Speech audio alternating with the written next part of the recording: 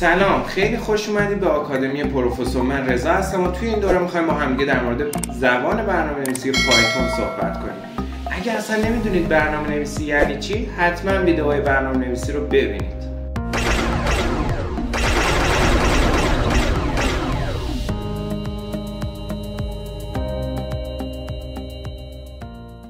توی این دوره هرچی در مورد پایتون هست و با هم دیگه کار میکنیم تا بتونیم یکی از بهترین برنامه‌نویسای موفق توی دنیا بشیم. این دوره مخصوص تمام سنین بدون هیچ تجربه از برنامه‌نویسی یا چیزای دیگه ساخته شده. پس با من همراه باشید تا شروع کنیم. پایتون یکی از قدرتمندترین و در عین حال راحت‌ترین زبان‌های برنامه‌نویسی دنیاه که حتی برنامه‌نویس‌های بزرگ هم دارن پروژه هاشون رو میارن زیر مجموعه پایتون. خب اگه میخواین شغل آینده‌تون رو پیدا کنید، پایتون بهترین گزینه برای شروعه.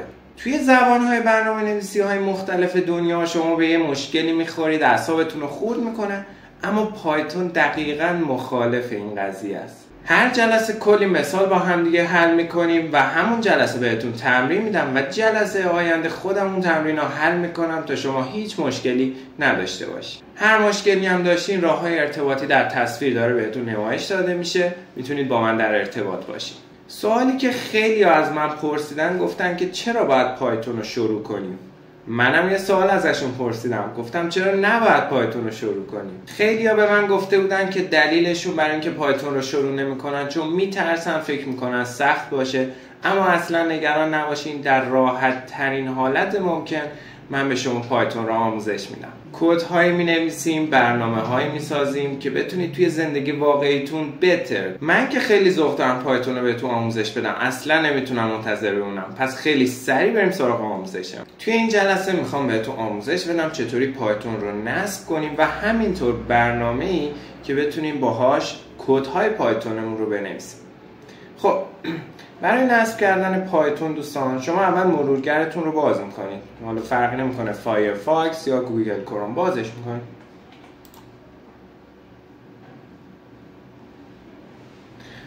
در این قسمت بالا، حالا فارسی یا انگلیسی فرقی نمیکنه، سرچ میکنید پایتون رو سرچ میکنید که اولین وبسایتی که براتون میاره وبسایت خود پایتونه.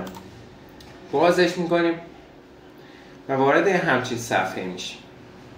دوستان توی این صفحه باید روی گزینه دانلودز برین و اینجا میبینید که جدیدترین نسخه‌ای که تا الان پایتون منتشر کرده نسخه 3.14.0. این نسخه رو که دوستان یاد میگیرید با نسخه های بعدی یا قبلی هیچ فرقی نمیکنه. نسخه های قبلی حالا یه خورده قدیمی تر شدن، اما این نسخه جدیدترین نسخه‌ای که در حال حاضر موجوده. خیلی راحت روش کلیک میکنیم، میری برای دانلود. بالا سمت راست براتون داره دانلود میشه. اگه یه موقع دیدید یه همچین اروری بهتون داد، روی این گزینه کلیک کنید تا دانلود ادامه پیدا کنه. همونطور که میبینید اون بالا برام داره دانلود میشه. خب دوستان وقتی پایتون دانلود شد، باید وارد پوشش بشین. پوشه‌ای که پایتون معمولا دانلود میشه یا دانلوداتون اونجا میره، پوشه دانلودز. دیس پی سی رو باز میکنید و از این قسمت سمت چپ پوشه دانلود رو انتخاب میکنید. همونطور که میبینید اینجا برای من دانلود شده. دوباره روش کلیک میکنم باز بشه و میریم برای مراحل نصبش. خب اینجا دوستان دو تا گزینه داره، این دو تا تیک رو حتما فعال کنید، بعدا متوجه میشید این دو تا تیک به چه دردی میخوره. الان اگه بخوام براتون توضیح بدم خورده تخصصی میشه، متوجه نمیشید. فقط این دو تا تیک رو فعال کنید و روی گزینه اینستال ناو کلیک کنید و به راحتی پایتون روی سیستمتون نصب میشه. بعد از اینکه پایتون روی سیستمتون نصب شد، دیگه به این گزینه نیازی نداریم. وقتی کلمه ست با سکسسفول رو دیدین، یعنی با موفقیت پایتون نصب شده. ما روی کلاس کلیک میکنیم تا بسته بشه. خب میریم سراغ ادامه کارمون. دوستان توی این مرحله ما باید یک برنامه‌ای رو دانلود کنیم که بتونیم باهاش کد بزنیم. خب و در واقع کد هامون رو اونجا بنویسیم. مثالی که بخوام براتون بزنم اینه. فرض کنید که مثلا حالا یک دانش آموزی معلمش بهش مشق میده. این مشقاشو کجا میتونه بنویسه؟ میتونه رو برگ آچار بنویسه، میتونه تو دفتر نقاشی بنویسه، میتونه تو دفتر خطدار بنویسه، میتونه تو دفتر دو خط بنویسه. خب مهم نیست، مهم جاییه که اون متن رو حالا مینویسه.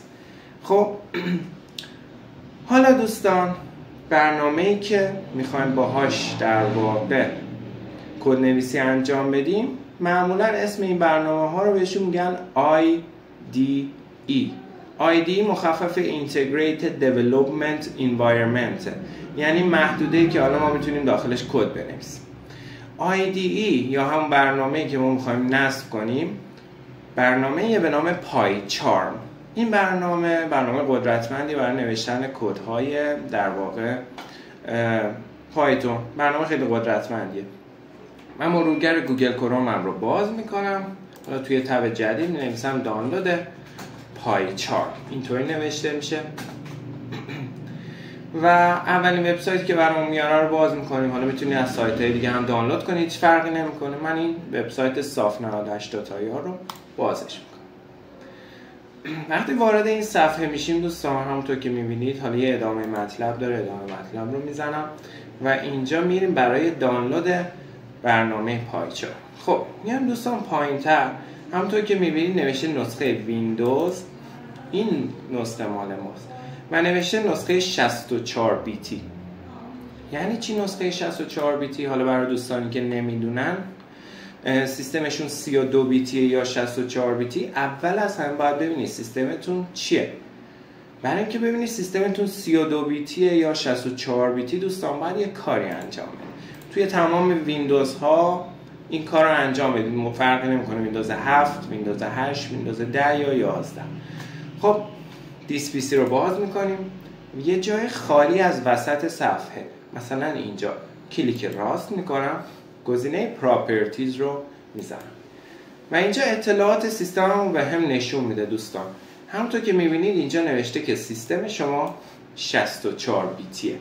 سیستم شما 64 بیتیه. من این نسخه رو میخوام، من این نسخه رو ببخشید دارم، پس باید بیام داخل اینجا و همون نسخه 64 بیتی رو مخصوص ویندوز.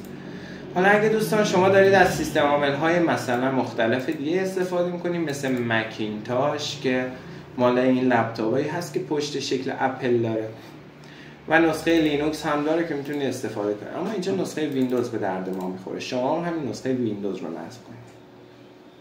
ورژن‌های مختلفی داره، 2021 و 2025 که من توی این دوره نسخه 2025 رو بهتون آموزش میدم. روش کلیک میکنیم و میره برای دانلود. حالا منتظر میمونیم که دانلود بشه، بعدش با هم دیگه نصبش میکنیم.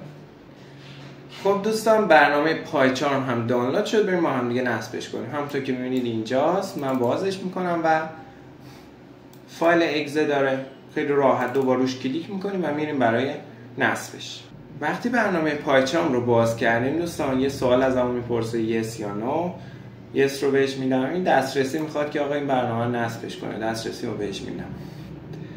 دیگه کاری با این پوشه نداریم، این پوشه رو کامل میبندیمش، میایم اینجا دوستان نکست رو میزنیم. از اینجا میتونیم مسیری که در واقع این پایچارم میخواد نصب بشه رو تغییر بدیم اگه دوست داشتیم. حالا مثلا من میگم تو همون درایو سی باشه. اگه شما مثلا درایو سی تون پر بود، میتونید توی درایوهای مختلف دیگه نصب کنید. نکست رو میزنم. ازم میخواد که این چیزها رو به پایچارم اضافه کنم. اولین گزینه‌اش که اینه، اگه این تیک رو فعال کنید دوستان، آیکون پایچارم روی دسکتاپتون میاد. خب این تیک رو هم حتما فعال کنید که خودش در واقع پایچارم رو براتون یه خورده بروز رسانی کنه. البته مربوط به پثش میشه که اینو جلوتر توی دوره تخصصی ترش آموزش میدیم. دیگه کاری به بقیه گزینه‌ها نداشته باشین، نکست رو میزنیم. اینجا هم کاری نداریم، اینستال رو کلیک میکنیم و منتظر میمونیم تا پایچارممون نصب بشه. خب دوستان وقتی پایچارم با موفقیت نصب میشه، همچین پیغامی بهتون نمایش داده میشه. اگه تیک این گزینه رو فعال کنید و این فینیش رو بزنید، برنامه هم موقع اجرا میشه. اما اگه تیکش رو خاموش کنید و فینیش رو بزنید، میتونید برنامه رو بعداً اجرا کنید. همونطور که میبینید اینم پایچارم روی دسکتاپمون ایجاد شده. حالا دوستان یه موقعی هست که این اتفاق میفته، پایچارم از روی دسکتاپمون پاک میشه. خب حالا چجوری برش گردونیم، چیکارش کنیم؟ دوستان اگه یه موقعی پایچارم از روی سیستمتون پاک شد، داخل سرچ کامپیوتر دوباره مینویسید پایچارم و اینجا براتون میاره. همونطور که میبینید پایچارم رو براتون نمایش میده. حالا اگه دوست ندارید اینجا بیاید سرچ کنید، میتونید دوباره آیکونش رو بیارید روی دسکتاپ. حالا چطور این کار رو انجام میدیم؟ دوستان یک بار داخل اینجا که سرچ کردید پایچارم، روی علامتش روی آیکونش کلیک راست میکنید. گزینه داریم به نام Open File Location. این گزینه رو میزنیم و پایچارم رو اینجا داریم میبینیم. خب خیلی راحت کپیش میکنیم و میاریم داخل دسکتاپ. الان من ویندوزی که استفاده میکنم ویندوز 11. اگه شما ویندوزتون 10 بود یه همچین شکلی بهتون نمایش داده میشه. کپی رو میزنید و داخل دسکتاپ کلیک راست پیست رو میزنید. یا اگه باز هم ویندوزتون 10 بود یا 8 یا 7 پیست رو از اینجا کلیک میکنید و دوباره پایچارم اینجا براتون اضافه میشه. خب میریم با هم دیگه پایچارم رو بازش میکنیم. تو این جلسه فقط میخواستم نصب پایتون و پایچارم رو بهتون نشون بدم و بازش کنیم ببینیم آیا اجرا میشه یا نه. اما اینکه بریم یه پروژه جدید بسازیم، یه فایل پایتونی جدید بسازیم، میمونه برای جلسه آینده. این هم محیط پایچارم. حالا توی جلسه آینده با هم یاد میگیریم چجوری اصلا اگه از تمش رنگش خوشمون نیومد از سفیدش کنیم و کدنویسی رو از جلسه آینده با هم دیگه آغاز میکنیم و اولین برنامه‌مون رو میسازیم. خیلی ممنون که با من در ارتباط بودین. هر سوالی داشتین راه‌های ارتباطی رو توی تصویر دارید میبینید. من در خدمتتون هستم.